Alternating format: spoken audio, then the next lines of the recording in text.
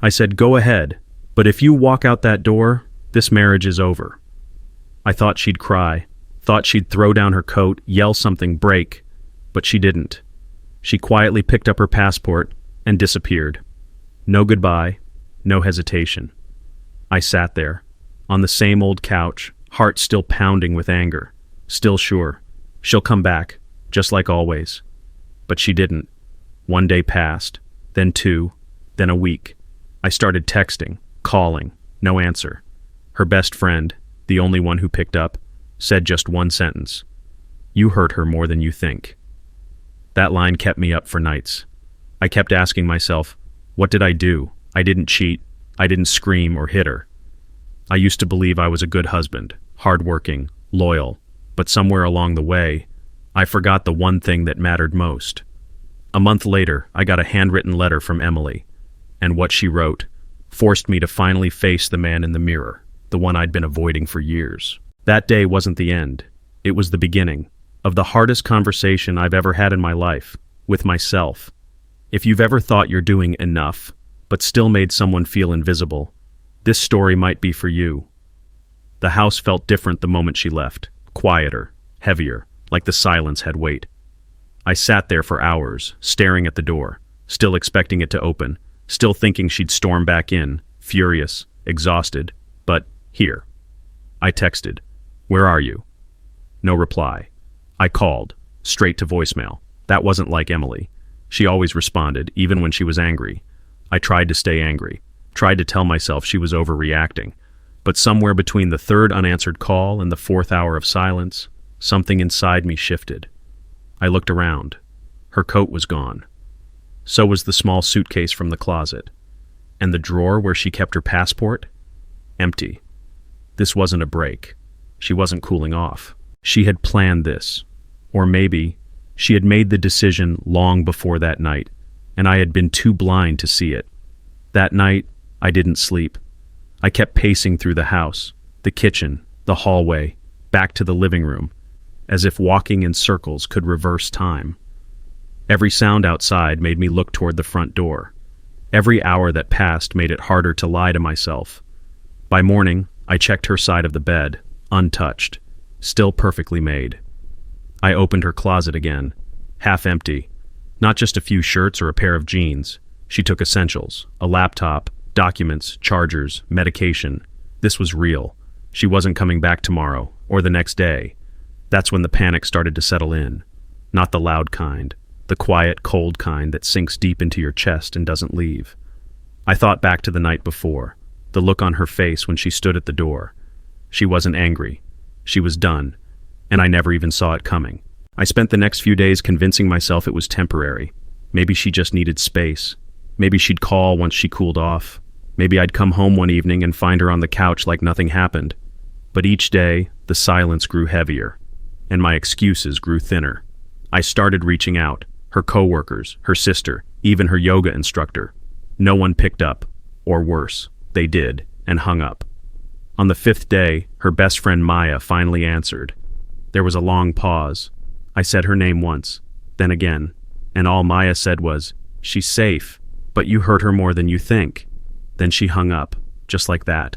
I stood there holding the phone, frozen. I replayed those words over and over. You hurt her more than you think. I thought I was a decent husband, hardworking, loyal. I didn't cheat. I didn't lie. I didn't hit. But maybe I did something worse. I stopped seeing her, and somehow that had cut deeper than I ever imagined.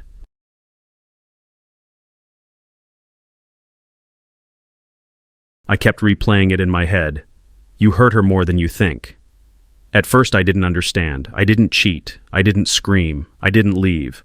But the more I sat with it, the more I realized there's more than one way to betray someone. You can betray a person with silence, with absence, with forgetting they're there, even when they're right in front of you. I started remembering the moments I'd brushed her off, the way she'd ask, "Can we talk?" And I'd say, "Not now."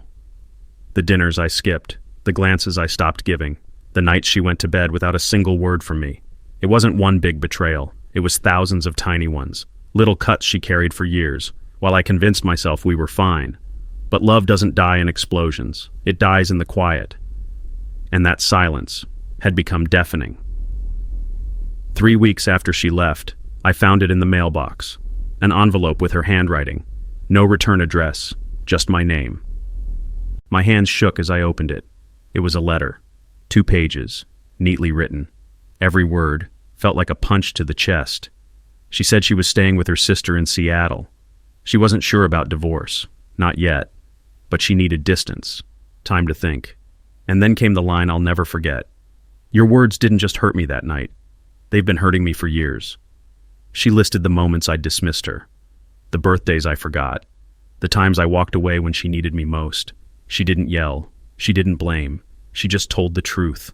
Calm, clear, devastating. And as I sat there, letter in hand, I realized I'd been so busy trying to be right that I'd forgotten how to be kind. For the first time, I didn't feel angry. I felt ashamed. I read that letter 5 times. Then I sat in silence for what felt like hours. No TV, no phone, just me, and everything I had ignored. I started remembering things I had buried. The night she waited up for me with dinner, I told her I wasn't hungry. Didn't even look at the table she set. The time she bought us concert tickets to my favorite band. I said I had too much work. She went alone.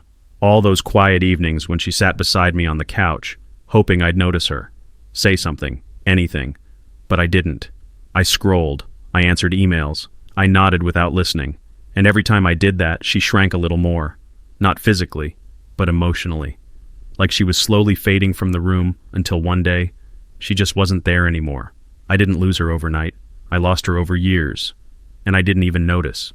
For days, I couldn't look at myself in the mirror. When I did, I didn't see a good husband. I didn't see a victim. I saw a man who'd been asleep in his own marriage. I used to think love was about providing, paying bills, being dependable, and I did all that. But what I didn't do was show up emotionally. I didn't ask how she was really doing. Didn't notice when her smile got smaller. Didn't ask why she stopped singing in the shower or why she started sleeping with her back to me. I thought she was just tired. I didn't realize she was tired of feeling alone while lying next to the man she married. That's what hit me the hardest. Not that she left, but that I gave her every reason to. And now, I couldn't pretend anymore. Not to her, and definitely not to myself.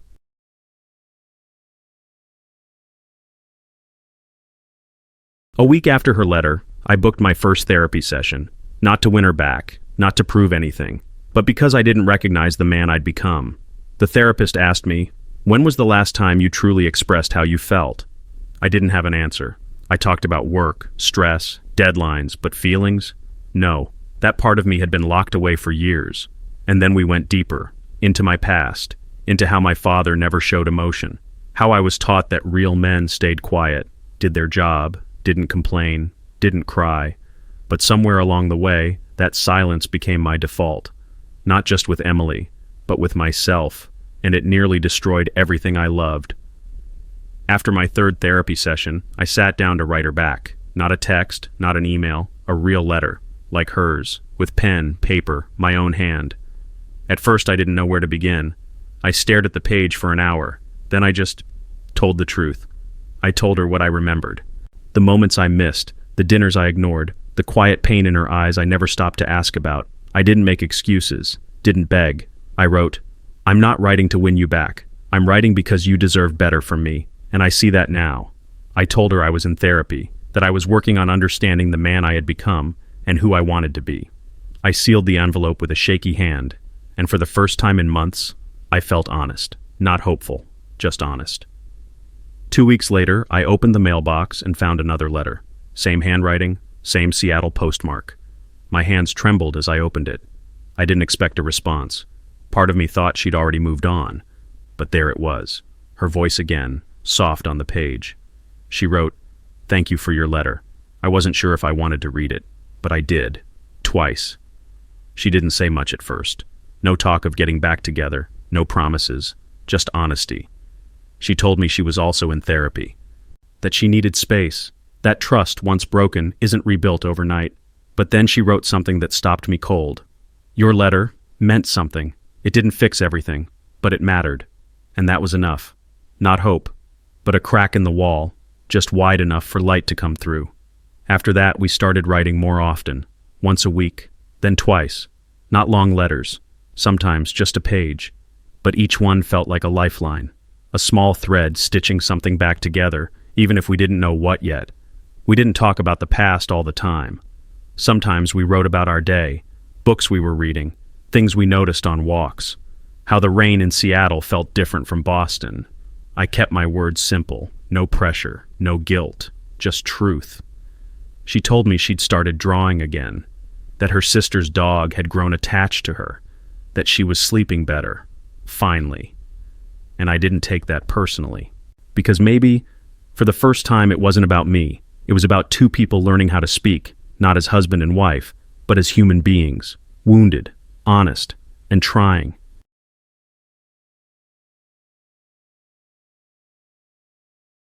Nine months after she left, we agreed to meet. No promises, no expectations, just coffee. In a small cafe near Pike Place Market in Seattle.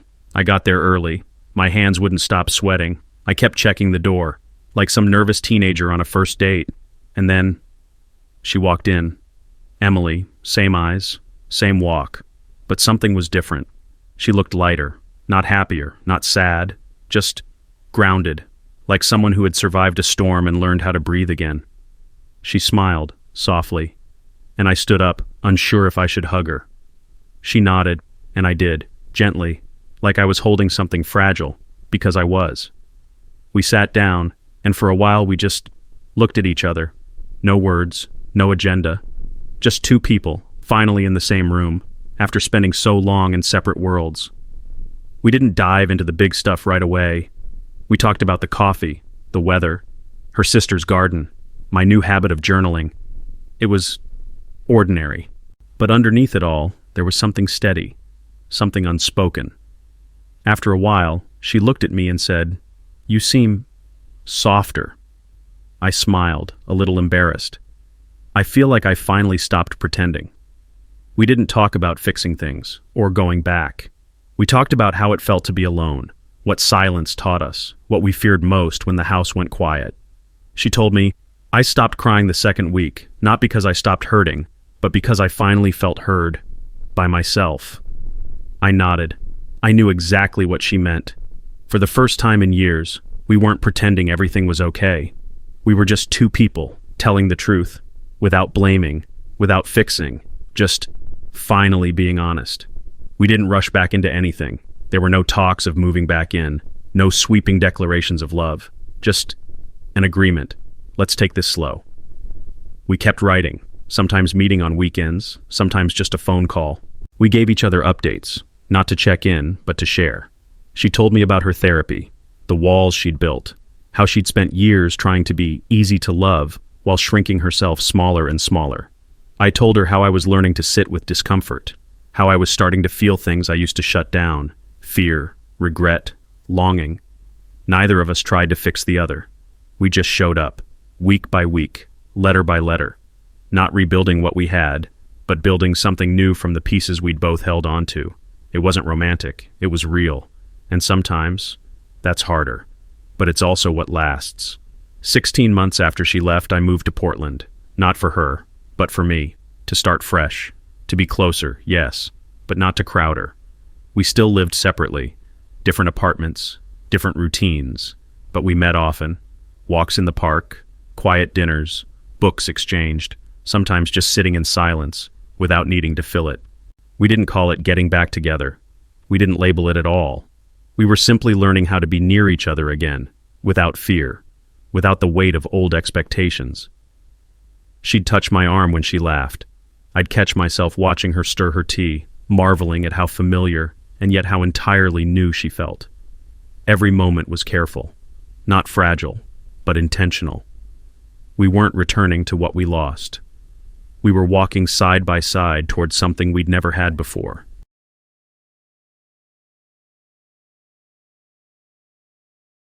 A year and a half after she walked out that door, we looked at each other and quietly said, maybe we try again. But this time, it wasn't a reset. It wasn't picking up where we left off, because where we left off was broken. So we built something different, We created new boundaries, new habits. We learned how to disagree without disappearing, how to ask without assuming, how to listen without fixing. We didn't celebrate with champagne, no dramatic reunion, no Facebook update. Just two people choosing each other, not out of comfort, but out of clarity. She once told me, "I don't want the old version of you back. I want the version who fought to become himself." And I realized I didn't want the old version of her either. I wanted the woman who chose to walk away because she finally chose herself. And now we were choosing each other for all the right reasons. We weren't the same people anymore. She wasn't the quiet woman who waited for me at dinner. She spoke her mind now, clearly, calmly, with no apology. And I wasn't the man who buried his feelings behind work. I cried sometimes. I said I'm scared, without feeling weak. We still had hard days, triggers, old patterns knocking on the door. But we didn't let them move back in. We named our wounds. We honored our space. We gave each other room to be whole, separately and together. Some nights we sat on the couch in silence, and it wasn't cold, it was full, because silence now meant peace, not distance. What we had wasn't perfect, but it was true, and more than anything, it was earned, through pain, through growth, through the slow, quiet work of choosing each other, every single day. Sometimes I still think about that night, the way her footsteps sounded as she walked away, the click of the door closing behind her, the emptiness that followed. Back then, I thought it was the end, that I had lost everything. And in some ways, I had. I lost the illusion that love could survive on autopilot. I lost the version of myself that refused to feel. I lost the woman who tried so hard to stay, until staying meant losing herself. But now, I see it differently. That night wasn't the end. It was the beginning of honesty, of discomfort, of growth I never would have chosen, but desperately needed.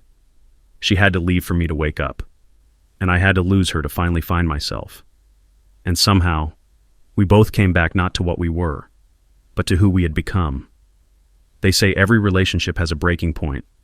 Ours came quietly. No screaming, no betrayal you could see. Just silence, stretching too far for too long. But here's what I've learned. Love doesn't end when someone walks out the door. It ends when we stop showing up, when we stop choosing, when we assume they'll always be there, even when we've stopped being present. The hardest conversation I ever had wasn't with her. It was with myself, owning my part, naming my patterns, breaking cycles I thought were normal, because I inherited them. And somehow, through all that, we found our way, not back, but forward. Not because we were lucky, but because we were willing. If you're listening to this and something in your gut feels familiar, don't wait. Don't wait until the door closes. Don't wait until silence says what words never did. Say what needs to be said, not to fix, not to save, but to finally be real. And if you've ever been where I've been, comment, "I understand." Because maybe the conversation you've been avoiding is the one that might change everything.